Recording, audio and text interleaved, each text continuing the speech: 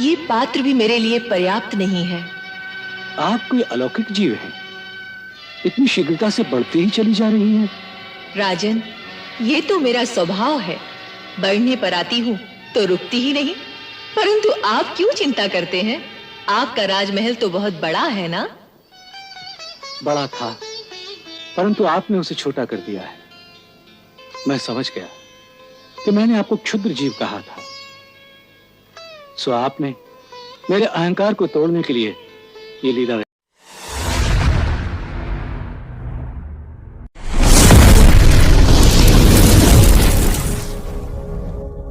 मनुष्य की देह 8 कलाओं से अधिक का तेज सहन नहीं कर सकती।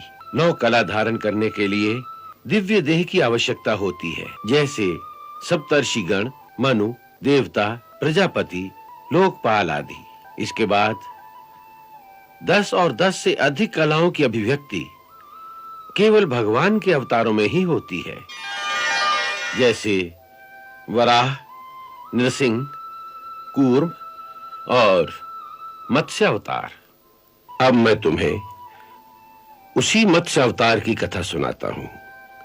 चाक्षुष मनवंतर के अंत में धरती पर जब प्रलय आई तो उस समय पृथ्वी पर एक बड़ा धर्मात्मा राजा सत्यव्रत राज्य करता था। वही आगे चलकर उस प्रलय के बाद वैवस्वत मनु हुआ।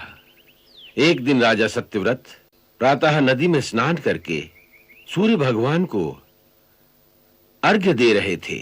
ओम सूर्य देवाय नमः। राजा, राजा, ये आवाज किसकी है? राजा, मुझे जल में वापस मत फेंक। मैं एक छोटी सी मछली हूँ। नदी में बड़ी मछलियाँ छोटी मछलियों को खा जाती हैं। इसलिए जब मैंने आप जैसे वीर पुरुष के हाथों में अपने को सौंप दिया तो मुझे विश्वास था कि अब राजा के हाथों मेरी रक्षा होगी। यदि राजा भी मुझे त्याग देंगे तो फिर निर्बल प्राणियों की रक्षा कौन करेगा? तुम चिंता न करो मत्स्य, अब तुम्हें कोई भय नहीं। तुम हमारे राजमहल में रहोगी। वहाँ मेरे लिए स्थान होगा? राजा सत्यव्रत के राजमहल में तुम जैसे क्षुद्र जीव के लिए स्थान की बात करती हो? वहां तो एक नगर समा सकता है। राजा सत्यव्रत बड़े धर्मात्मा थे, परंतु अभी तक वो अहंकार का त्याग नहीं कर सके थे। इसीलिए उन्होंने उस बोलने वाली मछली को क्षुद्र जीव कहा। राजा ने अपने राजमहल में एक सोने के पात्र में उस मछली को रखने का प्रबंध कर दिया। इसके आहार का पूरा प्रबंध किया जाए। जो आज्ञा महाराज। अब तुम यहाँ आनंद से रह सकती हो। राजा, राजा, मेरी सहायता करो, मेरी सहायता करो राजा। बड़ी अद्भुत बात है, तुम तो बर्तन जितनी बड़ी हो गई हो। राजा, मुझे कोई बड़ा स्थल दो ना। अच्छी बात है। प्रहरी, इन्हें किसी बड़े बर्तन में रख दो।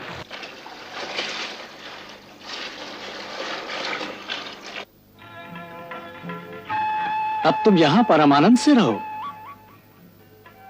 राजा, राजा, राजन, ये पात्र भी मेरे लिए पर्याप्त नहीं है। इस छोटे से पात्र में मैं कैसे रह सकती हूँ? ये कैसी माया है?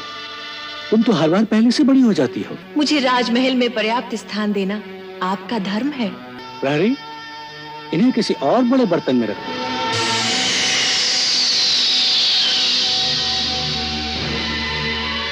देखो राजन, ये पात्र भी मेरे लिए पर्याप्त नहीं है। आप कोई अलौकिक जीव हैं, इतनी शीघ्रता से बढ़ती ही चली जा रही हैं। राजन, ये तो मेरा स्वभाव है। बढ़ने पर आती हूँ तो रुकती ही नहीं। परंतु आप क्यों चिंता करते हैं? आपका राजमहल तो बहुत बड़ा है ना? मैं समझ गया कि मैंने आपको क्षुद्र जीव कहा था, सो आपने मेरे अहंकार को तोड़ने के लिए ये लीला रची है। अवश्य आप कोई दिव्य आत्मा है। हे मत्सराज, आपने हमें जो शिक्षा दी है उसके लिए मैं आपका धन्यवाद करता हूं। अब मुझे अपने इस राजमहल का कोई दम नहीं रहा। मैं आपको एक विशाल नदी में पहुंचा आता हूं। अच्छी बात है राजन, वही मेरे लिए उचित होगा। ये महात्मा, आप कोई साधारण जलचर तो हो नहीं सकते। सच सच बताइए कि आप कौन हैं और ये मत्स्य का रूप धारण करके अपनी माया से हमें क्यों भरमा रहे हैं? अवश्य आप सर्वशक्तिमान श्री हरि ही हैं। मैं मन, वचन तथा कर्म से आपकी शरण में आकर आपको प्रणाम करता हूं। उनके शुद्ध विनीत भाव से प्रभु प्रसन्न हो गए और उनके सामने अपने चतुर्भुज रूप में प्रकट हो गए। हे सच्चिदानंद अच्युत अविनाशी भगवान, पृथ्वी पर आपके अवतार किसी न किसी विशेष अभिप्राय हेतु होते हैं। आप अनुग्रह करके अपने इस दास को यह समझाने की कृपा करें कि यह अद्भुत मत्स्य रूप धारण करने का क्या हेतु है प्रभु? सत्यव्रत, आज से 7वें दिन भूलोक आदि तीनों लोक प्रलय के समुद्र में डूब जाएंगे।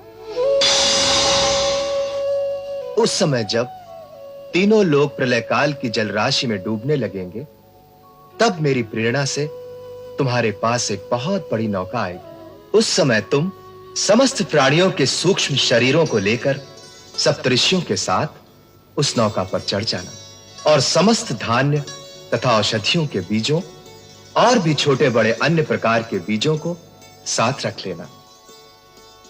जब प्रचंड आंधी के कारण नाव डगमगाने लगेगी, तब मैं इसी रूप में वहां आऊंगा और तुम लोग वासुकी नाग के द्वारा उस नाव को मेरे सींग से बांध देना।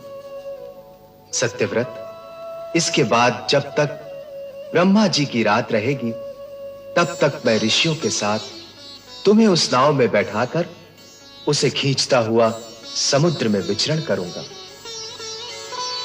उस समय जब तुम प्रश्न करोगे, तब मैं तुम्हें उपदेश दूंगा। मेरे अनुग्रह से मेरी वास्तविक महिमा, जिसका नाम पर ब्रह्म है, तुम्हारे हृदय में प्रकट हो जाएगी और तुम उसे ठीक ठीक जान लोगे। फिर जब ब्रह्मा जी का नया दिन उदय होगा और प्रलय समाप्त होगी, तो तुम वैवस्वत मनु के रूप में एक मनवंतर तक सृष्टि का संचालन करो।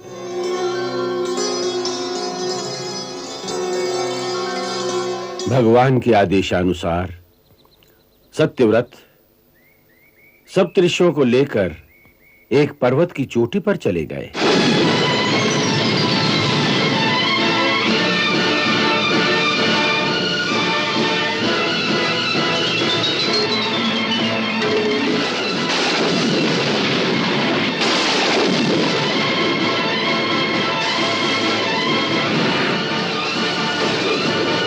हे सप्तऋषियों, वेद वेदांग के अतिरिक्त मेरे साथ मानव सभ्यता के बीज हैं। इस समय संपूर्ण सृष्टि विनाश को प्राप्त हो गई है। कभी उचित अवसर और अनुकूल परिस्थिति आने पर इन सृष्टि बीजों द्वारा हम पुनः जीवन और संस्कृति का प्रसार कर सकेंगे। आपका कहना सत्य है महाराज। अब आप सभी लोग निश्चिंत होकर भगवान श्री विष्णु का स्मरण कीजिए। वह शीघ्र ही हमारी सहायता करेंगे, ऐसा मेरा विश्वास है।